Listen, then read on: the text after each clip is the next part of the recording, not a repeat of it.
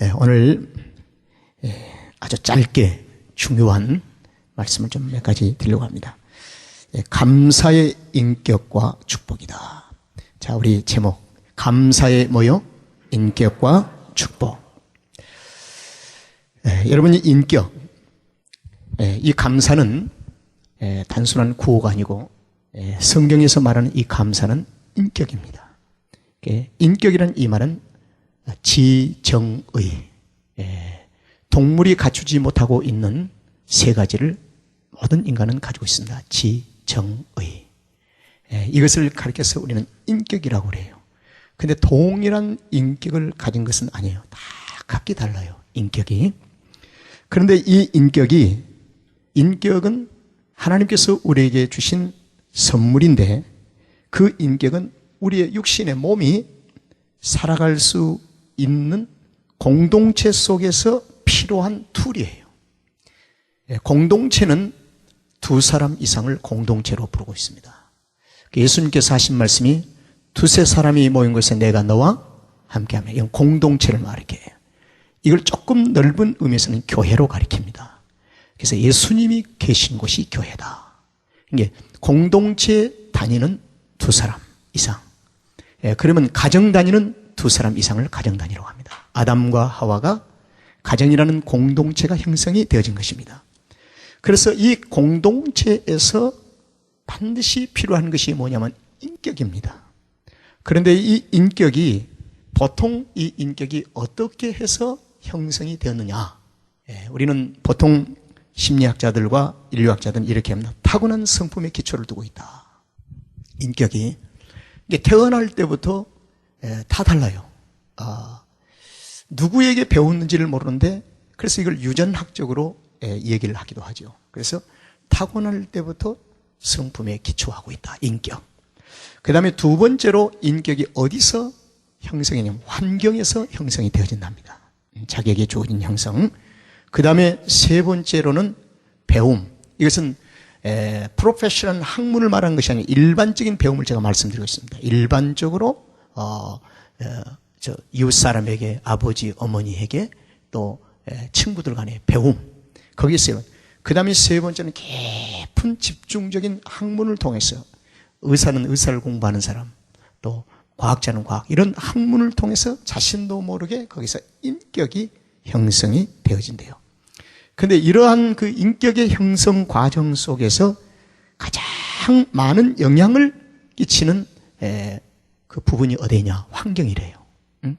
그러니까 이 후천적인 것이 많죠. 후천적으로 부모로부터 태어난 후에 그 가정이라는 환경, 학교라는 환경, 교회라는 환경, 이런 많은 공동체를 통해서 환경에 의해서 그 인격이 형성이 되어진대요. 자, 그런데요, 이것은 일반적인 심리학자들에 의해서, 인류학자들에 의해서 지금 말씀드린 것입니다. 그러나 성경은 이렇게 가르치고 있어요. 성경은 모든 인간은 죄 아래서 태어난다는 거예요. 이 사실을 우리가 인정하지요. 모든 인간은 어디서 아래 태어난다고요? 죄 아래서. 근데 죄 아래서 태어난 인간이기에 인격 자체가 죄성에 대한 행동에 아주 치우친 인격으로 태어난대요. 그러니까 죄성에 의해서 인격이 빨리 반응을 한다는 것이죠. 빨리. 그래서 칭찬보다는 비판에 굉장히 빨라요, 우리가. 행동이 빨라요. 그리고 흥미를 느껴요. 육체가 구미를 당기게 돼요. 그리고 긍정적인 것보다도 비긍정적인, 부정적인 것에 굉장히 행동이 빠릅니다. 이것이 죄 아래에서 태어날 때부터 형성되어진 인격. 그런데 로마서 1장 29절 32절의 말씀에 보면 죄 아래에서 태어난 인격의 형성을 이렇게 얘기합니다. 이건 열매입니다. 인격에는 열매가 이제 맺어지니까 불의, 추악, 탐욕, 악의, 시기, 살인, 분쟁, 사기, 악독, 수군수군, 비방, 거역, 교만 등등. 이것이 바로 죄 아래서 태어난 모든 인간들의 인격이에요. 인격.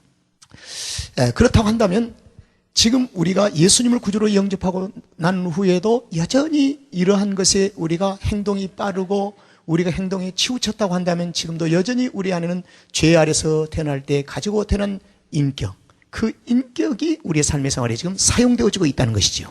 그렇죠? 그러니까 사용되기 때문에 하나님이 기뻐하지 아니하신다. 하나님 기뻐하지 않는다는 거죠. 그러면 성령님은 우리 안에 처음으로 다가오실 때 무슨 일을 하시는가? 성령님이 다가오셔서 신목사, 신원규, 이 내추럴 하는 것입니다. 신원규, 너 말이야 2000년 전에 골고다 위에서 십자가에 못 박히신 분이 바로 너를 구원할 메시아야. 바로 그분이 너의 구주가 되시고 그분이 흘리신 보혈의 피로 네의 모든 과거와 현재와 미래의 천국 가는 그날까지 네의 모든 붉은 주홍 같은 죄악을 다 깨끗이 씻어주실 분으로 믿느냐? 이렇게 묻습니다. 그때 내는 이렇게 얘기해요. 그렇습니다. 예수님은 나의 구주가 되어 주십니다. 이렇게 고백하는 순간에 성령님이 두 번째로 묻는 질문이 있어요. 너는 그러면 이제부터 과거에는 하나님과 원수 되었던 관계였는데 지금은 예수 그리스도를 통해서 하나님과 너와 간에 무엇이 이루어졌다고요? 화목이 이루어졌느니라. 할렐루야. 그러므로 화목이 이루어졌다는 그 순간에 하나님의 자녀가 되는 순간에 구원받은 확신이 되는 순간에 내 인격 속에 성령님이 도전하는 순간에 인격의 첫 반응이 영의 반응을 합니다. 그게 뭘까요? 하나님 뭐요? 감사합니다. 하나님 감사합니다. 나 같은 죄인을 살려주시고 천국 백성이 되게 해주시고 하나님과의 화목해 주셨으니 감사합니다. 이것이 이제는 천국의 인격이 처음으로 죄 아래서 태어났을 때부터 형성되어진 그 인격에 충돌을 하는 것입니다. 부딪히는 거예요. 그때 우리는 로마서 1장의 말씀대로 시기, 질투, 분쟁, 악독, 살인, 비방, 수군수군 이걸 다 득찬 이 죄 아래에 있는 이미 찌그러질 대로 형상이 찌그러져 버린 이 인격에 하늘의 인격이 부딪히는 거예요. 이게 뭡니까? 감사하라. 그래서 감사는 단순한 구호가 아니라 감사는 생명으로 인격으로 우리 앞에 다가오는 것입니다. 그래서 이 생명으로 인격으로 다가온 이 감사가 우리의 영혼 속에 잘 심겨진 신앙생활이 되어지면 신앙생활의 범사에 뭐요? 감사의 삶의 생활이 넘쳐나게 된다는 거죠. 그래서 이 부분에 그래서 우리는 예수를 믿고 난 후에 나의 인격은 도대체 어떤 인격인가를 생각해 보았습니까? 나의 현재에 사용되어지고 있는 인격의 현주소는 어디인가? 이걸 한번 생각해 보았어요. 이것에 대해서 무관심하다면 우리는 주일을 성수하는데 잘 길들여져 있고 그리고 우리는 복음을 전하는 예수 믿으라고 하는 것에 잘 길들여져 있고 그리고 어떤 사람에게는 사랑을 표현하고 어떤 사람에게는 미움을 표현하고 이런데 잘 그대로 길들여진 상태로 살아갈 것입니다. 그러나 사랑하는 주님을 만난 이후에 사랑하는 주님의 인격 앞에 내 자신을 정직하게 나의 인격의 현주소를 찾아보니 나는 아직도 육신에 길들여져 있어. 죄 아래서 길들여진 인격을 가지고 교회 생활을 그대로 사용하고 있으니 성령께서는 지금도 우리 안에 내주어 계시면서 하늘의 인격을 내 안에 심어 보시려고 지금도 그분은 애쓰고 힘쓰고 계시고 그래서 사랑하라, 용서하라, 이해하라, 모든 것을 감사하라. 그렇게 성령께서는 우리 안에서 지금도 계속해서 호소하시며 외치시며 말씀하고 계신데 나의 인격의 현주소를 관심이 없으니 나는 전혀 상관이 없이 내가 세우는 기준대로 신앙생활을 잘하고 있다고 생각합니다. 이것이 살아가는 주님 앞에 세워진 바리새인들의 모습이 아니고 누구일까요? 정말 한번 정직하게 우리 한번 생각해 보자고요. 자, 그래서 첫 인격의 그 다가옴이 무엇인가? 하나님과 화목해 하신다. 여러분, 하나님과 원수되었던 우리 관계를 화목해 주신 분이 누구세요? 예수님이십니다. 그분은 그분 앞에 우리가 감사해야 돼, 안 해야 돼요? 감사해야 돼요. 이 감사가 어떻게 이루어져야 할 것인가? 참으로 어떻게 이 감사의 삶의 생활이 이루어져야 할 것인가? 그래서 바울은 이 감사의 삶을 이렇게 얘기합니다. 나는 복음의 빚진 자로 평생도록 범사에 감사하며 살겠습니다. 복음의 빚진 자로서. 근데 감사의 인격이 형성이 되어지면 이런 열매를 맺게 됩니다. 나를 중심으로 한 공동체를 화목해 합니다. 자, 따라합시다. 나를 중심으로 한 화목해 한다. 내가 서 있는 곳을 중심으로 해서 화목이 이루어져야 돼요. 화목이. 이게 감사의 인격에 대한 열매입니다. 가정의 남편을 중심으로 해서 화목이 이루어져야 되고, 할머니를 중심으로 해서 화목이 이루어져야 되고, 장로님을 중심으로 해서 화목이 이루어져야 되고, 다 화목이 이루어져야 돼요. 우리는 감사의 인격이 아닌 반대로 나를 중심으로 해서 화목이 이루어지지 않고 있다고 한다면 무엇이 이루어지고 있을까? 미움, 시기, 분쟁, 갈등. 성령의 역사가 아니죠, 거기는요. 하나님의 거룩한 역사가 아니라는 것입니다. 그래서 오늘 성경은 마른 떡 한 조각만 있고도 화목하는 것이 육선이 집에 가득하고 고기도 많고 제사도 많고 가득하고 다투는 것보다 뭐요? 나으니라. 화목이라고 하는 것은 제사에 육고기가 많아서 고기가 많아서 화목의 조건이 아닙니다. 이 말은 환경의 조건이 아니라 화목의 조건은 그 사람을 중심으로 한 감사 인격으로부터 화목의 조건이 요구되어진다는 거예요. 우리는 물질이 있어야 화목하고 명예가 있어야 화목하고, 성경은 그렇게 가르치고 있지 않습니다. 육선이 아무리 많아도 다투는 것보다 마른 떡 조각 하나 놓고도 화목하는 것이 더 낫다. 여러분, 남은 인생 화목하게 살다가 주의 나라 갑시다. 많지 않습니다. 인생이 많지 않아요. 우리의 날수가 그렇게 많지를 않아요. 이 땅의 생을 마감하고 하나님 나라 갈 때까지 우리는 서로서로 화목하면서 서로서로 이루어하며 격려하며 살다가 주의 나라에 입성하시길 바랍니다. 그 다음에 두 번째로 감사의 인격은 2절 말씀에 슬기로운 종이 되는 것입니다. 슬기로운 종. 여러분, 슬기로운 종 그러면 누구를 얘기할 수 있냐면 요셉을 좀 얘기할 수 있는데요. 요셉이 미디안 상고에 의해서 형제들에 의해서 구덩이 속에 집어 던짐을 받고 참 억울하지요. 억울하고 지나가는 미디안 상고에게 상인에게 요셉을 팔아넘겼습니다. 형제들이. 그래서 종으로 요셉이 애굽으로 팔려갔어요. 근데 애굽의 시장에서 마케트에서 야외 시장에서 요셉이 팔려나갔어요. 애굽의 바로의 궁궐을 지키는 시대장 보디발의 집에 종으로 팔려 들어갔습니다. 요셉의 전 생애를 보면은 감사의 조건이 하나도 없었어요. 요셉은 국무총리 대신이 되고 감사했던 게 아닙니다. 그런데 그는 감사의 조건을 어디서 찾았는가? 하나님이 지금 나와 함께 계시니. 할렐루야. 하나님이 함께 계신다는 자체가 감사의 조건이에요. 너무너무 거룩하고 위대하신 분이 지금 나와 함께 하신다. 그래서 이 요셉이 콧노래를 부르면서 보디발의 집에서 종살이를 하고 있습니다. 그래서 감사함으로. 그런데 보디발의 집으로 오니까 아내와 보디발과 그 아내와의 관계 속에 요셉이 잘못하면 심각한 문제를 초래할 수 있는 가능성이 있었죠. 그렇죠? 그런데 요셉은 슬기롭게 얼마나 대처를 합니까? 그래서 보디발의 집에서 슬기로운 종으로 보디발과 그 아내의 관계에 끼어들지 아니하고 잘 조절을 합니다. 화목해 했다.